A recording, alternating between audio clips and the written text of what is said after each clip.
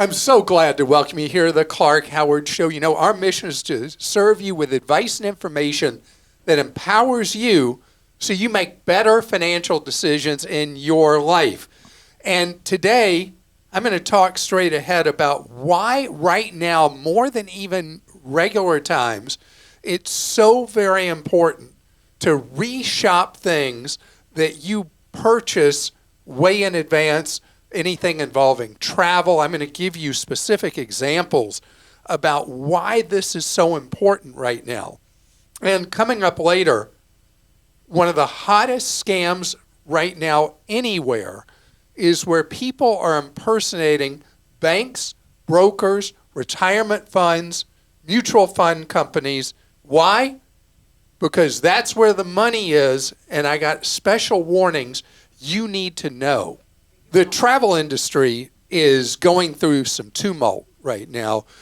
Just 2 weeks ago, Delta announced much lower profits than expected. Good, they were profits, but it's this time of year that if airlines are going to make money, they're going to make money. American Airlines and Southwest just reported abysmal results. And the airline industry is a leading edge because the airline industry has been doing amazingly well. Do you know over the recent 4th of July holiday, we set record after record, ending on the Sunday after July 4th with more than 3 million Americans in a single day going through TSA security checkpoints. That's never happened ever. So imagine this. The airlines are having the most customers they've ever had, but the fares are going down, down, down. You know, when you talk about how we've been battered by inflation, the airlines are in a squeeze play because of the inflationary cycle and the shortage of workers. Wages went way up in the airline industry, and that worked as long as fares were up. Now fares are down, and there's too many seats out there. So prices of anything you bought months ago for an airline trip, you need to reshop them. Because, you know, now, except in rare cases, you don't pay a penalty for changing your reservation, canceling what you've got, and rebooking. And even if, let's say, the cheaper fare is on someone else, if you travel enough, you can hold a credit on who you originally booked with and book the new, much cheaper fare with someone else. And my daughter was just doing that recently, where the cost of a ticket she was going on fell by hundreds of dollars, and she was able to rebook, in her case, on the same airline. Now she has a credit towards future travel. Knowing this is going on with demand softening, I had booked a hotel for use later this week, and several days ago, I reshopped the hotel, and the amazing thing is, the same exact hotel is 40% cheaper than what I had booked. 40%. I mean, not like it was $10 a night cheaper or $30 a night cheaper. It was 40% cheaper. You're not going to find this every case, every city, but I'm finding it. I've always talked about doing this with car rentals. Very important with car rentals in all economic conditions to never book a non-refundable car rental. Book a refundable. Well, actually, you don't even pay. You just book a reservation. And then the week you're going, about a week out, reshop the car rental. Well, now, because of the economy softening, you want to do this same thing with hotels. You want to do the same thing with flights. Now, let me give you another hotel example. In June, I was staying at a hotel that in South Florida, and I'd booked it way in advance. And I'm a free agent. I always book refundable. Never book a hotel that is non-refundable, except if you are going to do non-refundable just before you're going to go, if you're able to snag a great deal. So the hotels were really expensive because it was leading up to the 4th of July week. And so I went out and shopped just days before. And again, looking at anything out there, I was able, with the impossible to use Marriott Bonvoy program, which is such a ripoff now, but I had points. I was able to do what's known as a point saver. Anybody who's in the Bonvoy program, I was able to book a hotel for 20,000 points a night, which is kind of like free, and needed 2 rooms, booked 2 rooms, and suddenly I had $645 back in my wallet for what I was going to pay for 2 not very great hotel rooms, including all the junk fees and all that, $322 a night, and $322.50, and have all that money back in my pocket, and then booked for free using just a measly number of points.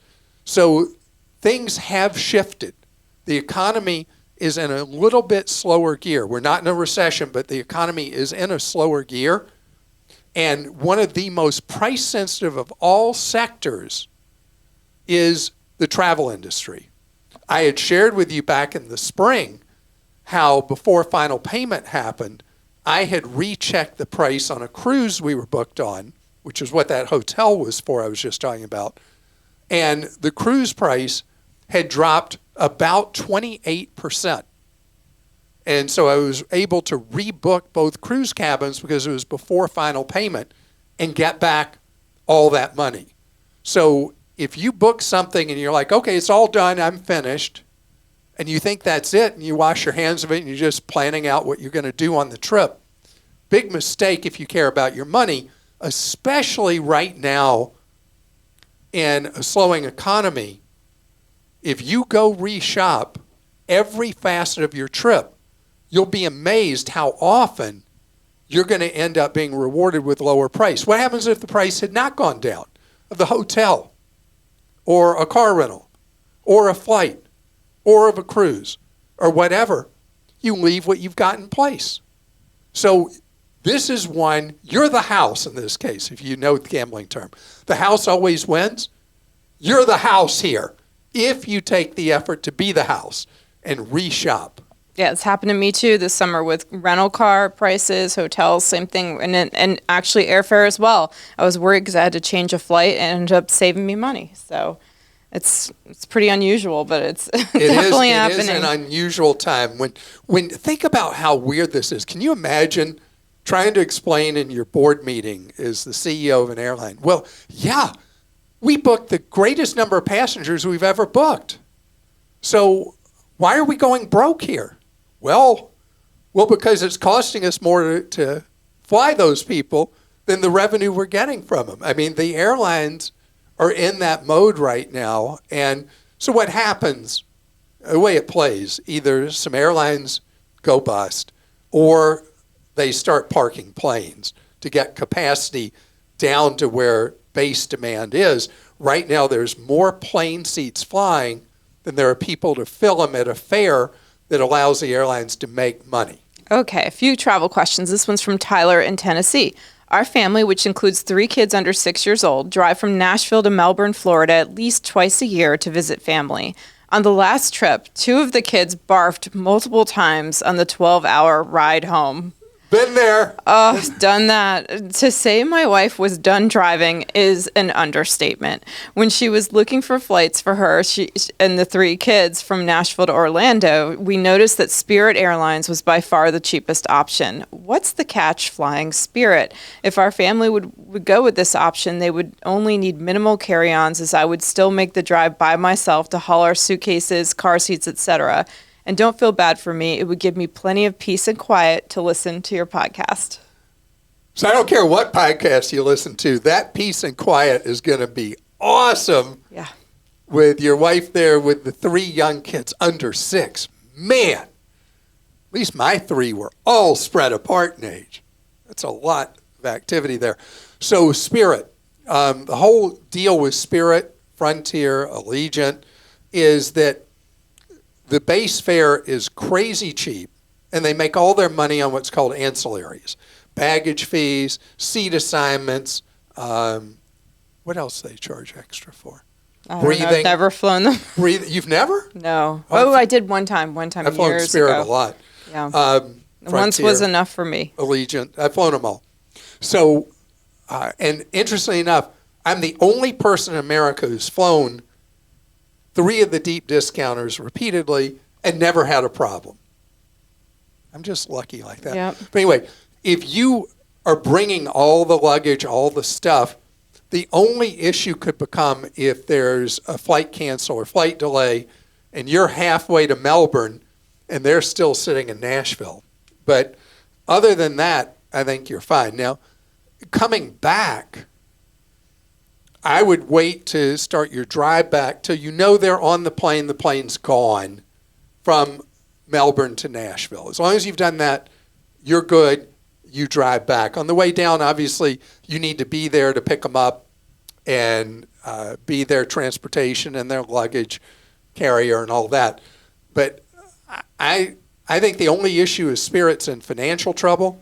Pay for the tickets with credit cards. And he probably doesn't have to wait if they're with family, because his wife may want him to pick up the kids and everyone with the car seats at the airport back up there too, but that's up to them. Okay. Deborah in Florida says, I booked through Priceline one night at a hotel. By mistake, I entered the wrong date and immediately canceled the reservation. Apparently, Priceline or Booking.com do not notify the hotel of my immediate cancellation, and I was charged $160. No, they're supposed to. You mean did not. They Okay. did not. And I cannot get a refund. I really just want the money to go towards the accurate date. I've spoken with the booking website, who tell me to work it out with them, with the hotel directly. The hotel says since the website did not notify them immediately about the cancellation, they can't help me. Can you help? $160 for nothing is a huge loss for disabled veterans' household. Deborah, thank you and your family for service to our great land, our great nation.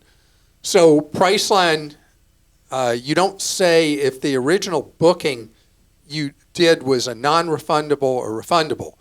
So with Priceline, they have both kind. Let's go on the basis that this was refundable. This is totally on Priceline. They weren't doing any accommodation for you. You were just canceling because you had booked the wrong date. On the other hand, if this was a situation where Priceline was doing an accommodation for you on an immediate error, usually they will take care of that as a customer goodwill gesture. And obviously, that did not happen. What I find works more often than not with most hotel booking sites, except the most difficult of all apparently to deal with is Expedia, when a problem happens after the fact. With Priceline, go to the website elliott.org and look at their executive contacts at Priceline and their parent company Booking.com, and use the outlet and the process that Elliott recommends to try to get a resolution with Priceline/Booking, and let me know how that plays out. Gordon in Oregon says, my wife and I are considering going on our first cruise, and I have a question about tipping. My understanding is that most mainstream cruise lines add $20 or so per day per person for tips, which are supposedly split among all the ship's employees. I've read that the tips are not mandatory and that you can go to the desk on the ship and get them removed from your bill. While you could be a complete cheapo and not tip anyone, you can also tip individual room stewards or waiters or other employees on an individual basis with cash.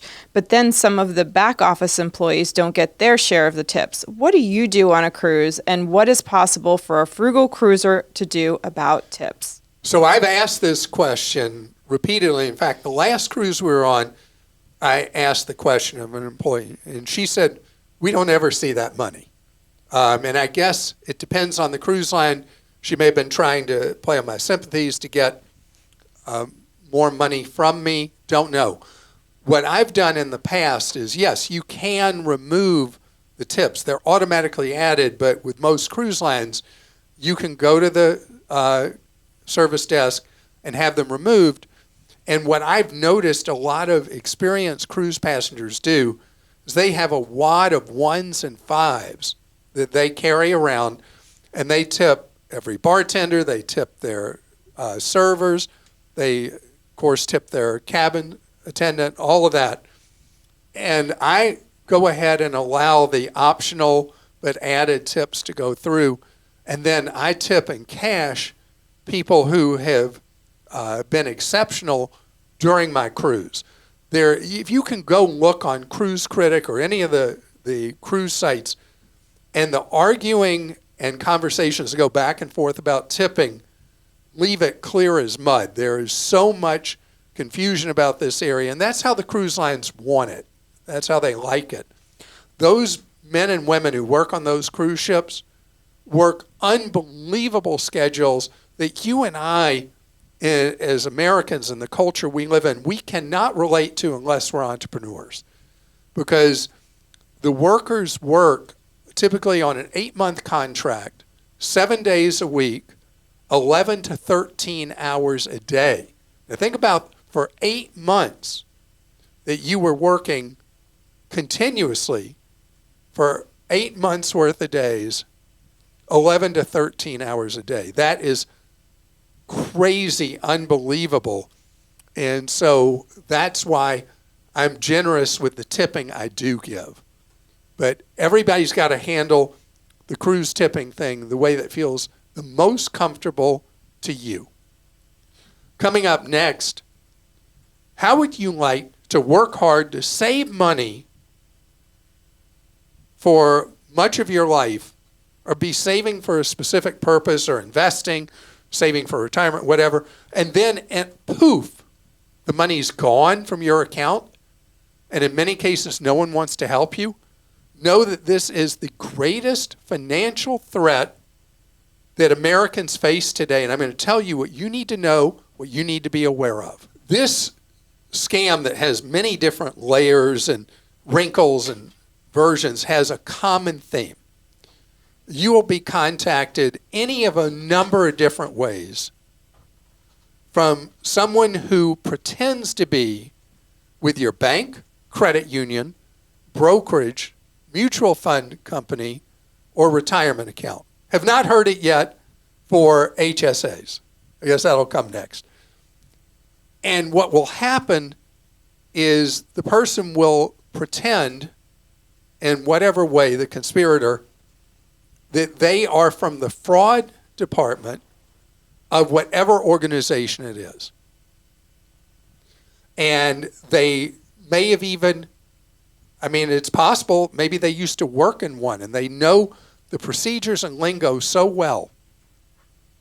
And they will trip you up and they will tell you that there is a threat going on with your account or possible fraud or whatever.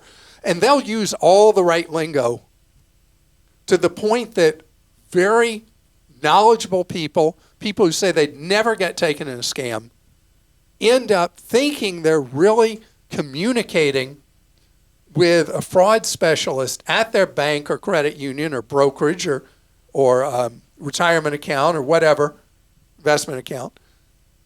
And they end up giving key details. Most often what the criminal's after is they already have information because of repeated data breaches or having moles inside a financial institution. They already know your account number. They may even have access to your password, who knows how. But what they need is they need the two-factor authentication. And they will pretend that they are stamping out a fraud attempt on your account. And time is of the essence. Gosh, you got all that money in there. We got to make sure we protect it. They may even know enough to tell you the balance in your account. And so what they want is they say, we're sending you a code right now. Please let me have that code. And we're going to be able to shut down this activity. Well, what they're doing is, and there are wrinkles to this, but I'm giving you the general framework, is they are trying to get access to your account to immediately empty it. And then the financial institutions are like, wow, isn't that terrible? You lost your life's investments. Isn't that terrible? All your retirement funds are gone? Yeah, it's terrible, and they don't care. They don't care. I do care, and you need to care. And you need to make sure every friend and relative knows that this is hot, hot, hot in the con game world, because this is where the money is. The banks, not much money there. That's like, I think, 6 or 8% of assets in the country. All the rest are in investment accounts, retirement accounts, mutual fund accounts. Banks have relevance in the world, but not in the way they used to. They become kind of a backwater. So they're really after, most heavily, the investment, retirement, brokerage, mutual fund account kind of stuff. If somebody from a fraud department is legit and they're ever contacting you, they're never going to ask you for your code that's being sent to you. They're not going to ask it. That code is for you, not for them. If you're ever alerted by text or email or phone call or anything that there's a potential fraud or problem with an account, say, if it's a phone call, say, thank you so much for the alert. I'll check on it. Hang up the phone. And then you go to the app on your phone, or the website you know is the website for whoever the financial institution is. You sign into your account, and you'll be able to see right there if there's any danger in your account. And then, at that point, you would actually, with the contact you made to the account phone number you know you're supposed to call, you would then talk to an account servicing person and find out if there's any active activity of an attempt of fraud on your account or hacking into your account. Because what these people are trying to do is predict the future by getting you to spill the beans they need to steal your money. And then remember, the bank, the brokerage, the credit union, none of them are there for you when you have to say, well, yeah, I thought they were from your fraud department. They said they were. They sounded real, and I gave them the code, and they're like, wow, that's really too bad that happened to you. It's the rare circumstance where they're there for you. So you have to be there for yourself. You have to be your own police officer to remember. And don't engage with one of the con artists. Don't feel like you're playing detective and you're going to expose the scam. Nope. Do not engage with them at all. Number one, they may be dangerous. And you want to just completely withdraw yourself from them. You say, oh, thank you so much for letting me know. Hang up that phone. You're done. Yeah, my 18-year-old likes to mess with scam artists that call him. Okay. And what kind of machine gun does he carry? He doesn't. Right. Lee in Pennsylvania. That's an obsolete term to say machine gun. Is it? Yeah, now it's assault weapon. Okay. Lee in Pennsylvania says, my HR department at work received an email pretending to be me asking. Man, you have this right after that? That's funny. Asking to switch my direct deposit to a new bank account. It was from a Gmail account, not my personal account, so I believe that they only have my name and work location. My credit is frozen. Is there anything else I can or should do? I know. I got to give the warning again. Yep. Do not assume that you heard me talk about the crooks stealing your money. Now you're hearing about crooks trying to steal payroll from an employer, that everybody out in the world is a bad person. It's just there are people that are bad, and we have to be protected from them. Okay, so the thing here, Lee, this really isn't about the risk to you. It might have temporarily meant you didn't get your payroll for a pay period before you're like, where's my money? The employer would be out the money. And if they didn't have any kind of insurance to protect them against this kind of thing, they're out the money. They have to make up your money. Knowing this is going on, if you're a small business, large one, really in between and small, you have to put procedures in place where whoever's handling payroll, whoever's handling HR knows that this is a scam activity going on. I did a TV story about this, about somebody's paycheck being diverted this way. And so this is not nearly as common as what I was just talking about with people trying to raid your brokerage and retirement accounts and all that.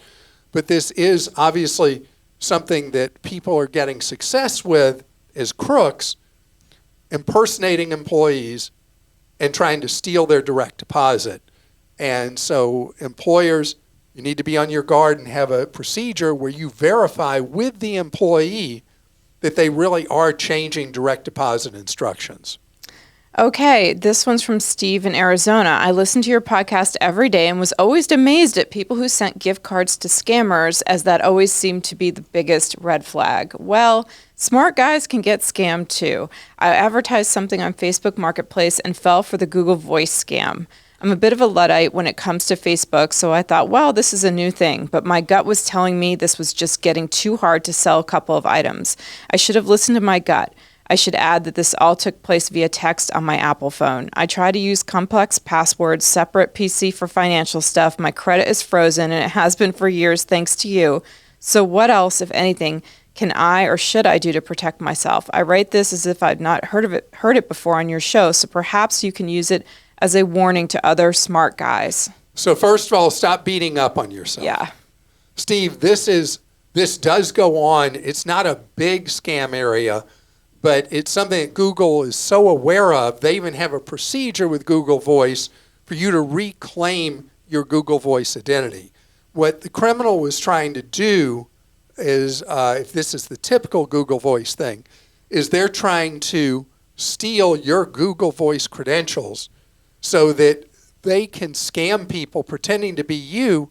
Somebody gets scammed, they think you're the one who stole their money. So the scam is like you're selling an item in Marketplace. Somebody says, hey, I want to buy this, but I think you might be a scammer. So I want to make sure you're legit. So I'm going to send you a Google code, and you need to tell me what that code is. But really what they're doing is they've either set up a Google Voice account or they're stealing yours, and you have to tell them what the code is, and then they take over that Google Voice account to scam other people. So, see, there are people who are so clever that if they spent their time doing who knows what, Yes. how much could they do How for much the world? good could they do? So Google, again, has a procedure. If you just, how would you Google that? Just you can Voice Google scam? Google Voice scam, yeah, and you'll see it right And there. you'll see what Google wants you to do to revalidate yourself and remove the criminal impersonating you. Julie in Ohio says, wrote in again, metal detecting diamond update. Oh, I remember this. Hi, Clark and a kid team. found a diamond. Right, found a diamond, turned it into the police. Following your advice, I reached out to our police chief about the diamond my son turned in after finding it while metal detecting. As I mentioned in my previous email, we were initially informed that the diamond would be kept indefinitely unless someone claimed it, which you thought sounded absurd, and we agreed. Well, I guess it doesn't matter what their policy is, because after conducting an internal investigation, the chief discovered that the diamond was accidentally discarded. What a bummer. Wait, somebody discards a diamond? Thank you for reading our question on air and providing advice. It was truly one highlight for my son. Well, Julie, It's interesting. my goodness, Interesting I update. hope your son doesn't learn the wrong lesson from this. He did the right thing, and turning into the police lost and found unit or whatever they call it. And I don't want him to take as a life lesson that, see what happens when you're honest and you do the right thing, you end up getting burned. This was just a case where the adults let him down, and I hope that he doesn't learn that it means, well, you just finders, keepers, losers, weepers with something like that. He still did the right thing with a bad result, and I hate that for him. And I'm glad you went back to the police, because the first non-answer answer that he received was ridiculous. And the real answer, not very good either, but better that they finally fessed up and told the truth. And I'm really, really sorry that happened to him. If any listener has an old diamond piece of jewelry you don't care about, and you'd like to give it to this kid as a reward, please let us know, and we'll play the match game and get a diamond to this kid or something like that. You can put it in the Ask Clark form. Yes, where you ask Yeah. a question. Because, wow. Now, I know that what people would be willing to donate your son is crystal, china, or silver, which are three things that used to be so valuable. And I hear from people who do estate sales, they won't even accept them anymore in their estate sales because nobody wants them. Isn't it funny how what's valuable changes over time? Wonder if that'll happen with diamonds. Oh, it did. It has. I hope you have a great, great day, rest of your day, and can't wait to serve you tomorrow right here on our YouTube show and our podcast.